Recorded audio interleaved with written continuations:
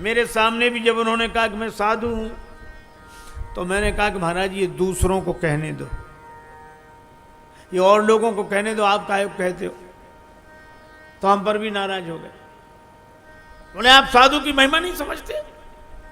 हमने क्या महिमा बताओ।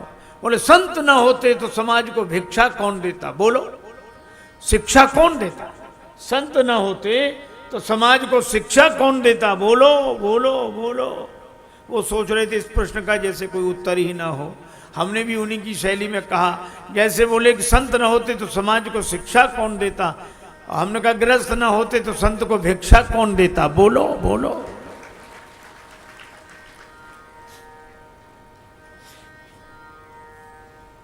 संत के कारण समाज को शिक्षा मिलती है और शिक्षा से परलोक बनता है, पर गृहस्थ के कारण संत को भिक्षा मिलती है, भिक्षा से लोक बनता है।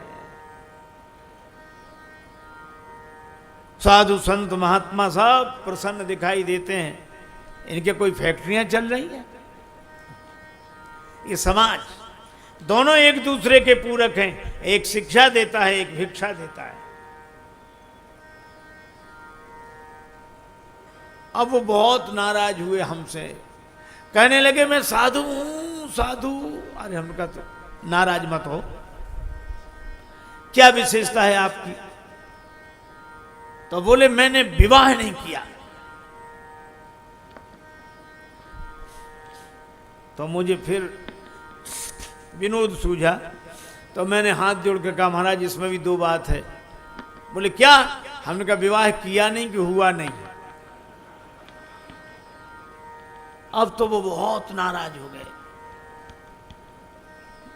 कभी का हो जाता मैंने किया नहीं। हमने कहा आपने बड़ा अच्छा किया, क्योंकि आप अच्छे महात्मा हैं, पर आपने तो विवाह नहीं किया। पर हमें ये बताओ आपके पिताजी ने किया था कि नहीं। बोले हाँ उन्होंने तो किया था। हमने कहा सोचो अगर आपके पिता ने विवाह न किया होता तो आप जैसे संत पैदा कहां होते। और मुझे तो लगता है कि अगर कोई गृहस्थ न होता तो संतों के पैदा होने की कौन कहे। भगवान राम और कृष्ण कहां प्रकट होते अगर कोई गृहस्थ ना होता तो। इसलिए गृहस्थ आश्रमी धन्य है। वृंदावन के सुप्रसिद्ध संत पूज्यपाद श्री उड़िया बाबा जी महाराज से किसी जिज्ञासु ने कहा कि पाप तो बहुत बढ़ गया है, भगवान को आना चाहिए। बाबा बोले तुमसे किसने कहा कि पाप के कारण भगवान प्रकट होते हैं। उनके आने से पाप मिट जाता है, पर पुण्य नहीं बुला सकता भगवान को, तो पाप क्या बुलाएगा। तो भगवान कैसे आते हैं। श्री उड़िया बाबा जी ने कहा कि भगवान पाप के कारण नहीं, बाप के कारण आते हैं। वे तो खोज रहे हैं कि कोई दशरथ जी कौशल्या जी के रूप में माता पिता मिले तो मैं प्रकट हो जाऊं। भगवान तो खोज रहे हैं कोई वसुदेव देवकी मिले तो मैं जन्म ले लूं, प्रकट हो जाऊं। इसलिए भैया गृहस्थ आश्रमी धन्य है।